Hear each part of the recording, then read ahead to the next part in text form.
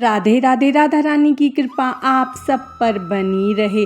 आज की इस वीडियो में हम पितृपक्ष की तिथियां, पितृपक्ष के उपाय, पितृपक्ष कब करें के बारे में जानेंगे। तो चलिए हम अपनी इस वीडियो को शुरू करते हैं। पितृपक्ष, जिसे श्राद्ध नाम से भी जाना जाता है, अपने पूर्वजों या पितरों को श्रद्धांजलि देने के लिए समर्पित है।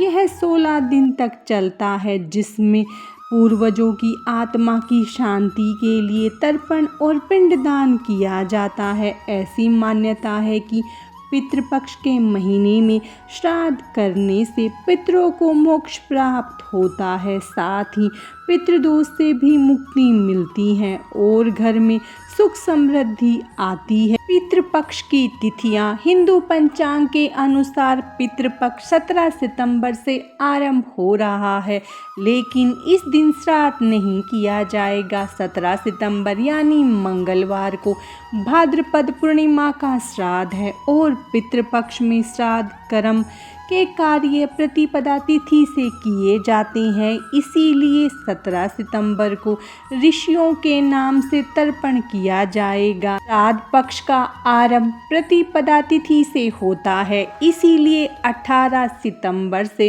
पिंडदान, ब्राह्मण भोजन, तर्पण, दान आदि कार्य किए जाएंगे। पितृपक्ष का आरंभ 18 सितंबर से हो रहा है और यह 2 अक्टूबर तक चलेगा। पितृपक्ष की तिथियां 17 सितंबर मंगलवार पूर्णिमा तिथि, 18 सितंबर बुधवार प्रतिपदा तिथि, 19 सितंबर गुरुवार द्वितीया तिथि, 20 सितंबर शुक्रवार तृतीया तिथि, 21 सितंबर शनिवार चतुर्थी तिथि, 22 सितंबर रविवार पंचमी तिथि, 23 सितंबर सोमवार षष्ठी तिथि, 24 सितंबर बुधवार सप्तमी तिथि, 25 सितंबर गुरुवार अष्टमी तिथि, 26 सितंबर शुक्रवार नवमी तिथि, 27 सितंबर शनिवार दसवीं तिथि, 28 सितंबर एकादशी तिथि, 29 सितंबर सोमवार द्वादशी तिथि, 30 सितंबर बुधवार त्रयोदशी तिथि, 1 अक्टूबर गुरुवार चतुर्दशी तिथि, 2 अक्टूबर शुक्रवार सर्वपितृ अमावस्या। किस समय करना चाहिए श्राद्ध कर्म? शास्त्रों के अनुसार पितृपक्ष में सुबह और शाम के समय देवी देवताओं की पूजा होती है, जबकि दोपहर का समय पितरों को समर्पित होता है। इसीलिए पितरों का श्राद्ध दोपहर के समय करना ही उत्तम होता है। पितृपक्ष में आप किसी भी तिथि पर दोपहर 12 बजे के बाद श्राद्ध कर्म कर सकते हैं। इसके लिए कुपुत और रोहिणी मुहूर्त सबसे अच्छे माने जाते हैं। इस दौरान पितरों का तर्पण करें, गरीब ब्राह्मणों को भोजन कराएं, उन्हें दान दक्षिणा दें। श्राद्ध के दिन कौवे, चींटी, गाय, कुत्ते को भोग लगाएं। श्राद्ध विधि: श्राद्ध तिथि पर सूर्य उदय से पहले उठकर ही स्नान कर ले। इसके बाद साफ वस्त्र को धारण करें, फिर स्वच्छता का ध्यान रखते हुए सात्विक भोजन को तैयार कर ले। इसके बाद साफ थाली में भोजन परोसकर पूर्वजों की तस्वीर के समक्ष रखें। इस दौरान सबसे पहले पितरों को धूप दान करें, दोनों हाथ जोड़कर उनसे सुख समृद्धि की कामना करें। अब उन्हें भोजन का भोग लगाएं। इसके बाद भोजन स्वीकार करने की प्रार्थना करें। इस दौरान आप संतान और पूरे परिवार के साथ पूर्वजों से आशीर्वाद लें। इसके बाद ब्राह्मणों को भोजन कराएं, अपनी श्रद्धा के अनुसार दान दक्षिणा दें। फिर आप भी घर के सदस्यों के साथ भोजन करें और भूल चूक की क्षमा मांगे।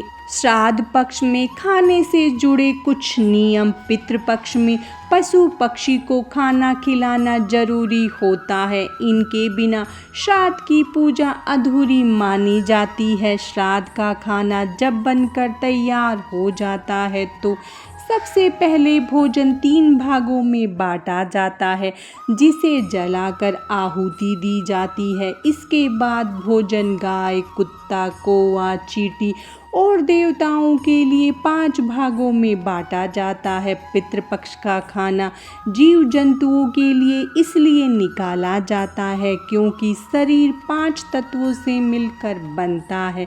चींटी को अग्नि, कौवे को वायु और गाय को पृथ्वी का तत्व माना जाता है। वहीं भगवान को आकाश का तत्व माना गया है। इससे 5 तत्वों का आशीर्वाद मिलता है। पितृपक्ष में क्या करें? पितृपक्ष में इन 15 दिनों में खूब सारे पेड़ पौधे लगाएं। पितृपक्ष के दौरान ब्रह्मचर्य का पालन करें। पितृपक्ष के दौरान शुद्ध सात्विक भोजन करें। पितृपक्ष के दौरान पितरों के निमित्त पिंड तर्पण दान करें। पितृपक्ष के दौरान गरीबों में वस्त्र, अन्न आदि चीज़ों का दान करें। पितृपक्ष के अंतिम दिन सूर्यास्त के बाद मिट्टी के एक दीपक में सरसों का तेल डालकर उसमें काला तिल डालें और दक्षिण दिशा की तरफ रखकर जलाएं और अपने पितरों से प्रार्थना करें कि वे अपने लोक जाते हुए आपको आशीर्वाद दें कि आपके घर में हमेशा खुशहाली बनी रहे। पितृपक्ष के दौरान क्या न करें? पितृपक्ष के दौरान मांस, मदिरा का सेवन ना करें। पितृपक्ष में अपने पितरों तथा अपने घर के बुजुर्गों का भूलकर भी अपमान न करें। पितृपक्ष में अगर आपके दरवाजे पर कोई अनजान व्यक्ति भी आ जाए तो उसका भूलकर भी अनादर न करें। पितृपक्ष के दौरान यदि आपके दरवाजे पर कोई जानवर जैसे कुत्ता, गाय, बिल्ली या कोई भी जानवर आए तो उसका अनादर ना करें और न ही उसको हानि पहुंचाए। पितृपक्ष के दौरान नए कपड़े भी नहीं खरीदे और ना ही नए कपड़े पहनने चाहिए। क्या होता है पितृदोष? जिन लोगों की कुंडली में पितृदोष होता है उन लोगों को संतान सुख आसानी से नहीं मिलता है या फिर संतान बुरी संगत में पड़ जाती है। इन लोगों को नौकरी, व्यापार में हमेशा दिक्कतों का सामना करना पड़ता है। काम में बार बार बाधा आती है। घर में ज़्यादा कलेश झगड़े होते हैं। घर में सुख समृद्धि नहीं आती। गरीबी और कर्ज बना रहता है। अक्सर बीमार रहते हैं और बेटी या बेटे की शादी में भी रुकावट आती है। पितृदोष से मुक्ति के उपाय: पितृपक्ष में रोजाना घर में शाम के समय दक्षिण दिशा में तेल का दीपक लगाएं। ऐसा रोजाना भी कर सकते हैं। इससे पितृदोष खत्म हो जाता है। पितृपक्ष शांति के लिए रोजाना दोपहर के समय पीपल के पेड़ की पूजा करें। पितरों को प्रसन्न करने के लिए पीपल में गंगा जल में काले तिल, दूध, अक्षत और फूल अर्पित करें। पितृदोष शांति के लिए ये उपाय बहुत ही कारगर है। पितृदोष को समाप्त करने के लिए पितृपक्ष में भगवान शिव की रोजाना पूजा करें। पितृदोष के बुरे प्रभाव से बचने के लिए पंचमुखी, 7 मुखी, 8 मुखी और 12 मुखी रुद्राक्ष एक साथ धारण करें। यदि ये उपलब्ध न हो पाए तो आप नवग्रह रुद्राक्ष माला भी धारण कर सकते हैं। पितृदोष के निवारण के लिए पितृपक्ष में और अमावस्या पर पितरों के निमित्त भोग लगाएं और पितृस्रोत का पाठ करना चाहिए। पितृपक्ष का महत्व: हिंदू धर्म के अनुसार हमारे पूर्वजों की 3 पीढ़ियों की आत्माएं स्वर्ग और नरक के बीच पड़ने वाले पितृलोक में निवास करती हैं। इस जगह पर यमराज का शासन है। ऐसे में जो भी व्यक्ति मरता है उसे यमराज पितृलोक ले जाते हैं।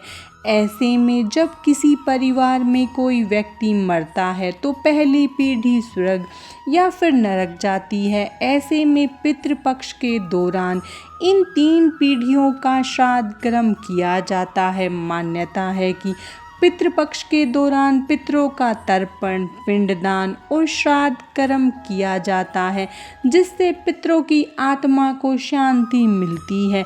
इन 15 दिनों में पितृ धरती पर ही वास करते हैं।